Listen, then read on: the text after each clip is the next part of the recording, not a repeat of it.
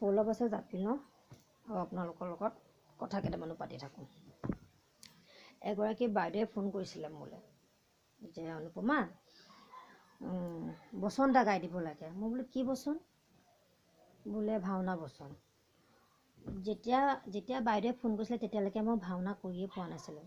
কৰোঁ হৰিচন্দ্ৰ নাটক, নলদময়ন্তী তেনেকৈ কৰোঁ। যাত্ৰা বুলি কওঁ, সৰুৰ পৰা আমি যাত্ৰা বুলিয়ে শুনি আহিছোঁ। বেলেগত বেলেগো ক'ব পাৰে, কিন্তু হৰিচন্দ্ৰৰ যাত্ৰা, নলদময়ন্তী যাত্ৰা তেনেকৈ কৰিও।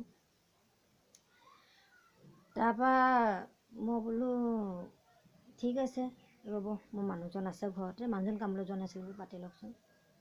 তেখেতে মানুহজনৰ লগত পাতিলে। মানুহজনে সুধিলে যেন ভাওনা কি? বোলে বিপ্ৰ দামোদৰ দুমন্ত সেনাপতি গাই দিব লাগে। তাৰপৰা তেওঁ ক'লে বোলে হয়নি, ঠিক আছে বোলে। তাৰপৰা সুধিলে বোলে ভাওনা কেতিয়া? বোলে ভাওনালৈ মাত্ৰ 4 দিন আছে। এদিন আখৰা, পাছদিনাখন বৰ আখৰা।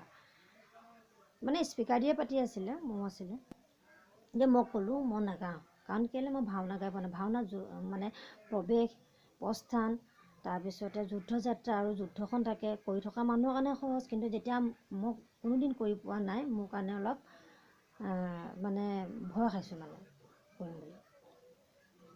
বাইদেউগৰাকীয়েও ক'লে, বহুত ৰিকুৱেষ্ট কৰিছে মানে গাই দিয়ক আৰু। মানে তেওঁলোকৰ কমিটিখনত কিবা প্ৰব্লেম হৈছিলে, অসুবিধা হোৱাৰ কাৰণে মানে বচনৰ মানে খেলি মেলি লাগিলে। তাৰপৰা 4 দিন থাকোঁতে তাৰপৰা তেওঁ ক'লে পাৰিবা, তুমি কেলৈ নোৱাৰিবা? পাৰিবা, নোৱাৰা কাম কি আছে, গতিকে তুমি পাৰিবা। তো মই বোলো ঠিক আছে, আপুনি কাইলৈ মোক লৈ যাব? বোলে লৈ যাম বাৰু বোলে। মানে 2খন টেম্পুত আমি যাব লাগিব দূৰ আমাৰ ঘৰৰ পৰা। বোলে ঠিক আছে, মই তেওঁক কাইলৈ লৈ যাম।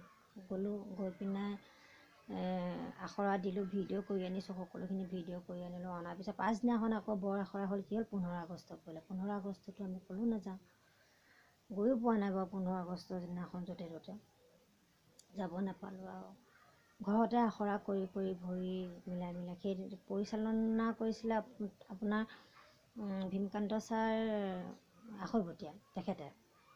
তেখেতৰ শিকনিখিনি যথেষ্ট এতিয়া মোৰ হেৰি আছে, কাৰণ ভাওনাৰ প্ৰথম গুৰু হিচাপত তেখেতে মোৰ।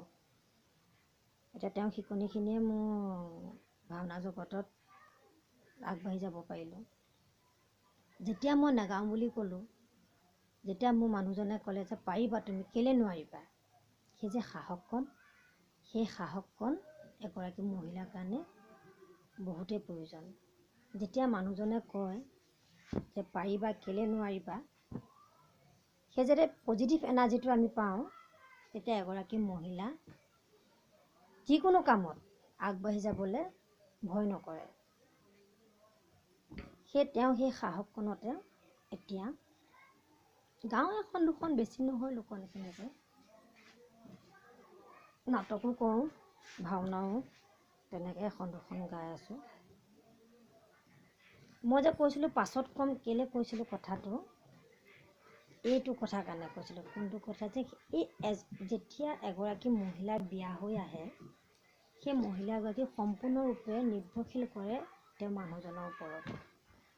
লাগিলে শহু ঘৰখন মানুহে তেওঁক কষ্টই দিয়ক বা হেৰিয়ে কৰক, মানে বেয়াকেই ব্যৱহাৰ কৰক, কিন্তু যেতিয়া তেওঁলোকে যিজন মানুহৰ ওপৰত নিৰ্ভৰশীল কৰি পিনাই বিয়া হয়, সেই মানুহজনে যেতিয়া সকলো ভাল কামত ছাপোৰ্ট কৰি যায়, যে কোনো বিতৰ্ক নকৰাকৈ, সেই মানুহজন সেই মহিলাগৰাকীৰ কাৰণে ভগৱানতকৈও বেছি নহয়। মই যেন সাহস পাওঁ, মই যে শক্তি পাওঁ মোৰ মানুহজনৰ কাৰণে। সেইকাৰণে আপোনালোকক এইকেইটা কথা ক'লোঁ।